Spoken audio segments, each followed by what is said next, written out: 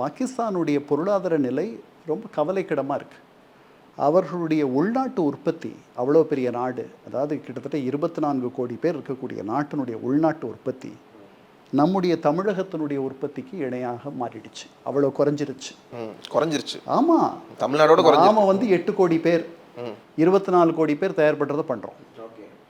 நான் சொல்கிறது ஜிடிபி. அப்போது அவர்கள் வந்து இப்போ பணத்தை வச்சு தான் ஒருத்தரை சரி பண்ண முடியும். தமிழ்நாடோட பாகிஸ்தான் கம்மியாக தான் இருக்காங்க. ஆமாம், அது ரொம்ப ஆபத்தானது இல்லையா? அது ஒரு தனி நாடு. அவர்களுடைய பொருளாதார சீர்குலைவை பாருங்க. அப்புறம் எவ்வளவு கடன் பட்டிருக்காங்க. இப்போ ஐஎம்எஃப்ல கடன் வாங்கியிருக்காங்க, பல முறை கடன் வாங்கிக்கிட்டே இருக்காங்க. ஆமாம், அதை திருப்பி தந்துடுறதுனால தான் அவங்க தராங்க. இதுக்கு முன்னாடி வாங்கின கடனெல்லாம் அடைச்சிட்டாங்க.